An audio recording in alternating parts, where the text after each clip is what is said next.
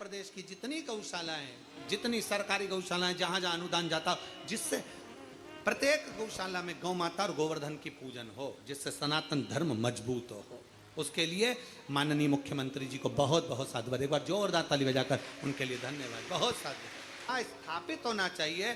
चोल राजा ने अपने राज्य में संपूर्ण सुख का अनुभव करा दिया, संपूर्ण सुख, संपूर्ण सुख।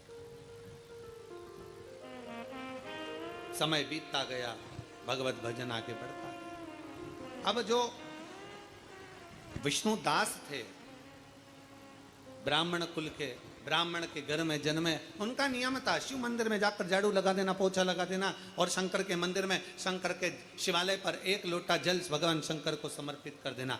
शिव महापुराण की कथा कहती है, शंकर के मंदिर में, आप लोगों ने स्मरण किया होगा, हम पूरे साल आपसे नहीं कहते कि आप आंवले को जल के लिए जाओ, कि कहीं जल के लिए जाओ, कि कहीं जल के लिए, पर कार्तिक महीने में 3 और 1 तुलसा महारानी 4, ये 4 जगह पर अगर हमने जल समर्पित करा है तो ये जल हमारा खाली नहीं जाता, ये जल हमको सुख और शांति और लक्ष्मी का अनुभव करा ही देता। दामोदर मास में, कार्तिक महीने में इस जल की बड़ी महत्वता।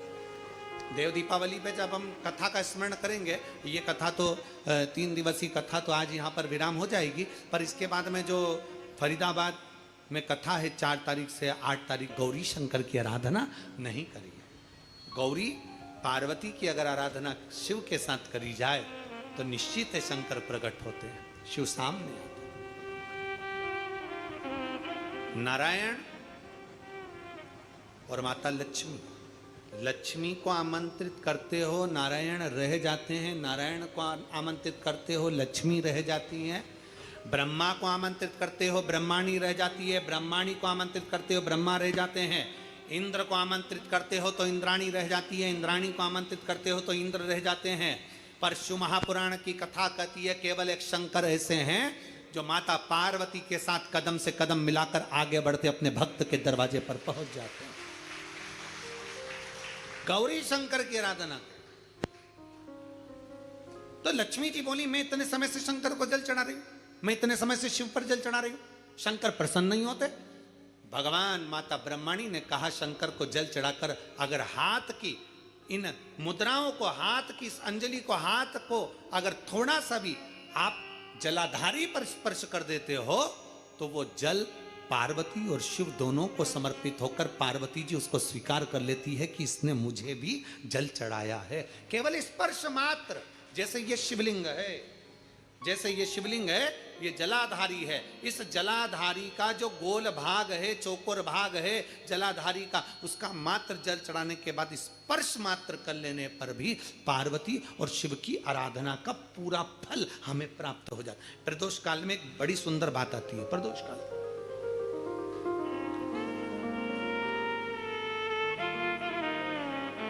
आप में से कोई प्रदोष का व्रत करते हैं? करते हो आप लोग? ठीक है। कितने लोग हैं जो नहीं करते? हाथ उठा लो। ठीक है, नहीं करते ना, कोई बात नहीं, रख लो।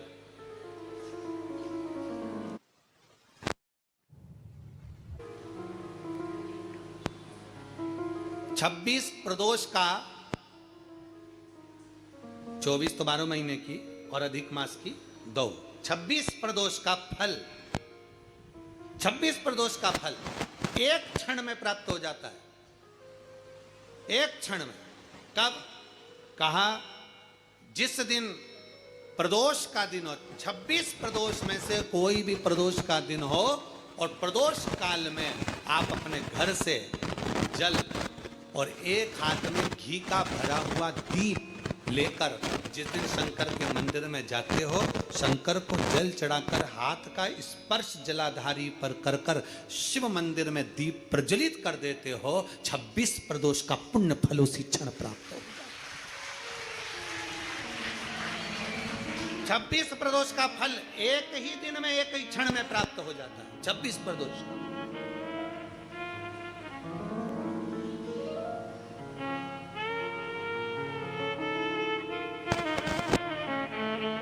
अब कई माताएं कहेंगी, गुरुजी हम तो इतने साल से प्रदोष कर रहे हैं और तुमने इन सबको एक ही में निपटा दिया, एक ही बार में पूर्ण करा दिया है। हम इतने साल से कर रहे हैं, वो क्या देखो तुम सब व्रत कर रहे हो ना, तो ये आजकल की जो नवयुवक पीढ़ी है, ये हो सकता है व्रत कर पाए ना कर पाए। आजकल की जो नवयुवक पीढ़ी है, बहुएं हैं, बेटियां हैं, नौकरी में, सर्विस में लगी रहती हैं, दिन भर उनको मानसिक टेंशन भी बना रहता है, घर परिवार सब देखना करना, ये करना वो करना, तो हो सकता है इनका प्रदोष व्रत नहीं हो पाए। तो पर ये भूल से भी प्रदोष के दिन, किसी भी प्रदोष में अगर शंकर के मंदिर में घर से जाते समय जल और एक घी से भरा हुआ माटी का दीपक बाती लगा हुआ लेकर चलेगा और शिव को जल चढ़ाकर पार्वती के स्पर्श कर कर दीप प्रज्वलन कर दें, बाबा को विनय कर दें, पूरी 26 प्रदोष का फल प्राप्त हो जाता है। उन बेटों उन बच्चों नहीं है इतना। शिव तत्व की प्राप्ति, भगवान शंकर की प्राप्ति, और शिव महापुराण का बड़ा सुंदर संवाद करा। विष्णु दास भगवान शंकर के मंदिर में झाड़ू लगाना, पोछा लगाना, भगवान शंकर के मंदिर में सेवा करना, नारायण के मंदिर में गए तो नारायण के मंदिर में सेवा करना। सनातन धर्म हमें सिखाता है हम देवताओं को ना तोड़ें, ये हमारा सनातन धर्म सिखाता है। हम देवताओं से दूर ना हो, ये हमारा सनातन धर्म सिखाता है। कई लोग कहते हैं हम कृष्ण वाले हम यहाँ नहीं जाएंगे, कोई कहता हम शंकर वाले हम राम के मंदिर नहीं जाएंगे, कोई कहे हम राम वाले हम नारायण के मंदिर नहीं। ऐसा नहीं है। हमारा सनातन धर्म कहता है शिव की पंचायत में 5 देव हैं, इसलिए सनातन धर्म में सब देवताओं को प्रथम कहा गया है, सबको प्रणाम किया गया, सबको नमन किया। कभी भी किसी भी देवता को नीचे नहीं दिखाया गया कि राम बड़े कि कृष्ण बड़े कि शंकर बड़े कि ये बड़े कि वो बड़े। किसी पुराण में, विष्णु पुराण पढ़ोगे उसमें भगवान विष्णु को प्रथम कह दिया गया, वेद व्यास जी ने शिव महापुराण में शंकर को प्रथम कह दिया गया, राम कथा सुनोगे तो राम जी की प्रथमता कही गई, कृष्ण कथा सुनोगे तो कृष्ण की प्रथमता कही गई, देवी भागवत सुनोगे तो देवी की प्रथमता कही गई। प्रत्येक पुराण में देवता की प्रधानता कही गई। कई लोगों के मन में संशय हो जाता है कि जिसने पुराण लिखा उनको सब चीज सोच लेना थी, कम से कम एक को प्रथम कर देना था, बाकी कोई दूसरा तीसरा चौथा कर देना था। पर जिसने पुराण की रचना करी उसकी चित्त वृत्ति में कोई ऊपर कोई नीचे नहीं था, इसलिए उनको वेद व्यास जी कहते हैं उन्होंने सब देवताओं को सम कहा है, सब देवताओं को समता है, उनके अंदर भेद नहीं है।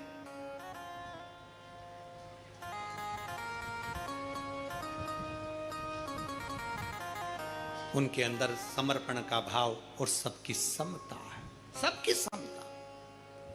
और हम तो आपसे भी कहेंगे आप कभी भेद ना करिए, और यहां तक कहते हैं हम कथा के माध्यम से कि अपने को हल्का पुल्का मत समझिए, तुम सब भारी हो।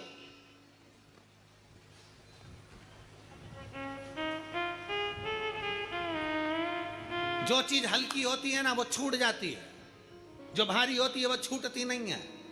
भारी से मतलब महंगी, सस्ती छूटती है, महंगी नहीं। 3 लाख की घड़ी हाथ में पहन लो,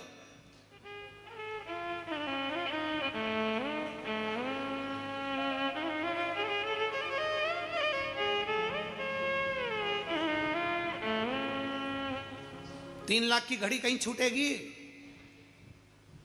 50 रुपए की छूट गई। 2 लाख का मोबाइल जेब में रख लो,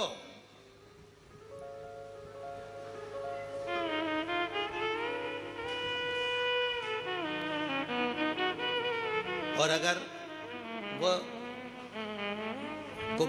रुद्राक्ष उत्सव में जब आते हो और घर के लोग कहते हैं मम्मी मोबाइल ले जा, और मम्मी कहती है कीपैड ला दे। वो इतना बड़ा जो होता है, इतना छोटा सा है, छोटा सा, उसमें ना तो ये कुछ भी फालतू फालतू चीज़ें जो चलती है, व्हाट्सअप कुछ नहीं चले, बस इतना सा। हाँ, कहाँ पहुँच गई? कुबेरेश्वर धाम। कब आएगी? बस वो इतना सा। और वो मान लो वो वाला लेके आती, बड़ा वाला 1.5-2 लाख का, कहीं छूटता नहीं। पर वो छोटा सा था, नहाने गई छूट गया तो कोई बात नहीं, महंगा नहीं छूटना चाहिए।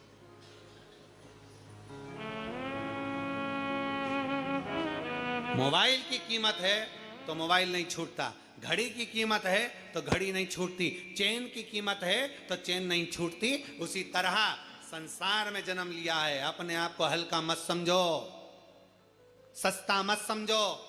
मेरे भोलेनाथ ने तुमको कीमती बनाकर भेजा है तो तुम्हारी भी कीमत है।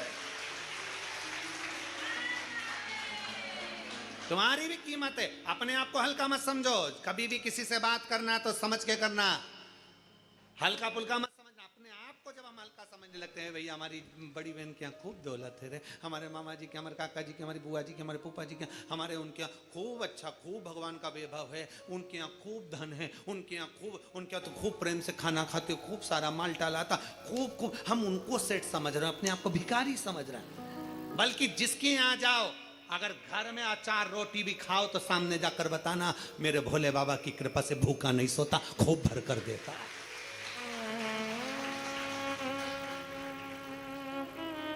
तुम्हारे घर का धन तुम्हारे घर में, तुम कौन सा हमको दे रहे हो? इसलिए हमारे घर का धन हमारे घर में हमारे को दे रहा है बाबा, 2 रोटी चैन से खिला रहा है, प्रेम से खिला रहा है, आनंद में खिला रहा है। वो बड़ा सुख है हमारी जिंदगी में। अपने को हल्का मत समझो, अपने को सस्ता मत समझो।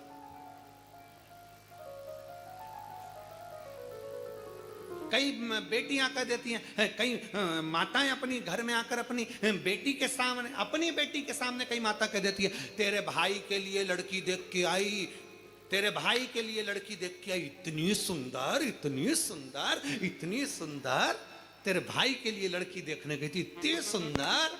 अब वो लड़की मन में सोच रही, उसकी ननन जिससे शादी होने वाली हो, वो अब लड़की मन में सोच रही, बताओ अभी से भाभी के गुणगान गा रही है तो ननन के मन में आ गया आंध जगदम्बा, इतनी सुंदर ना, बहू का गुणगान गाओ। घर आकर अगर किसी को बताओ, किसी रिश्तेदार को बताओ, बहू सुंदर है, ये नहीं, बल्कि ये गुणगान गाओ कि मेरी बहू संस्कारित है, सम्मान करने वाली है, आदर करने वाली है, संस्कारित है। तो मेरे घर की बेटियां जब सुने कि बहू संस्कारित है, तो घर की बेटियां भी सोचे कि अब मुझे भी अपने ससुराल में जाकर सम्मान संस्कार धारण कर कर जाना है, आदर कर। अब तुमने गुणगान गाया, इतनी सुंदर बहू उसकी है कमला, तेरी बहू क्या सुंदर, क्या सुंदर, क्या सुंदर। अब मालूम पड़े कमला की बहू थी तो सुंदर, पर सवेरे से लेकर शाम तक, अभी अभी वो एक कैसी रील हमको वो दिखा रहे थे, आकाश दिखा रहा था, तो वो बता रहा था एक पार्लर में एक जी साहब के पास गई, डॉक्टर साहब, डॉक्टर साहब, डॉक्टर साहब बोले क्या है, इनको नींद नहीं आ रही है। डॉक्टर साहब ने उसके पति से पूछा, तुम्हें नींद नहीं आ रही? नहीं। लो, डॉक्टर साहब ने उसकी पत्नी को बुलाकर कहा, ये गोली एक रात्रि को और एक सुबह दे दिया करो, ये गोली लेकर जाओ और रात्रि और सुबह ये गोली ले लो। पति आया दौड़कर, पति ने कहा, डॉक्टर साहब ये गोली पानी से लूं कि दूध से लूं, ये गोली मैं कैसे खाऊं? पत्नी ने पूछा, हाँ डॉक्टर साहब मैं तो पूछना भूल गई, ये गोली इनको दूध से खिलाऊं कि पानी से खिलाऊं? डॉक्टर बोले, ये गोली तुम्हारे पति को नहीं खिलाना। पत्नी ने पूछा फिर? डॉक्टर बोले, ये गोली तुमको खाना है, अगर तुम सो गई तो पति को भी नींद अच्छे से आ जाए। तेरे चक्कर में रात भर जागता है, टेंशन में, जरा जरा सी देर में विवाद विवाद, कई डिप्रेशन में पहुंच गए, कई डिप्रेशन में पहुंच गए। कई माताएं कहती पति डिप्रेशन में पहुंच गए, हमसे कहते हैं पहुंचा नहीं, पहुंचा दिया, पहुंचा। प्रयास करो, जितना अच्छा दे सकते हो, जितने अच्छे से बोल सकते हो।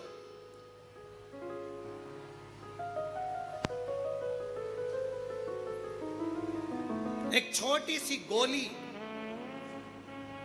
पूरे शरीर का रोग मिटा देती है। एक छोटी सी गोली, गोली कितनी बड़ी होती है जो तुम लोग खाते हो, कभी कभी दवाई में गोली में खा लेते हो, पूरे शरीर में कष्ट है, दर्द है, अरे गुरुजी हाथ दुख रहा, पांव दुख रहा, घुटना दुख रहा, सिर दुख रहा, सारी गोली का एक गोली तुमने खा ली। कोई सी गोली गोली होती है, एक गोली इतनी सी, कितनी बड़ी गोली होगी? इतनी बड़ी, इतनी बड़ी, इतनी बड़ी होती है क्या? नहीं, गोली कितनी सी? इतनी सी। एक छोटी सी गोली तुम्हारे पूरे शरीर का रोग मिटा देती है, तो एक छोटी सी मीठी बोली तुम्हारे दिल का भी रोग मिटा देती है। छोटी सी मीठी बोली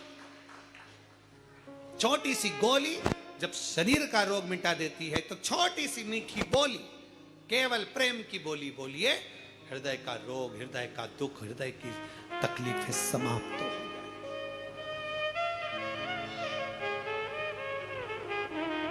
मीठा बोलो, मीठा। और जितना मीठा बोलोगे उतना सुख का अनुभव। वो एक कीर्तन में कहते हैं ना, कहां से सीखा मोहन तूने मीठा बोलना, कहां से सीखा मोहन तूने मीठा बोलना, कर कर के मीठी बातें इस दिल का चोरना, कर कर के मीठी बातें इस दिल का चोरना, कहाँ से सीखा मोहन तूने मीठा बोलना, कहाँ से सीखा मोहन तूने मीठा बोलना, कहाँ से सीखा मोहन तूने मीठा बोलना, कहाँ से सीखा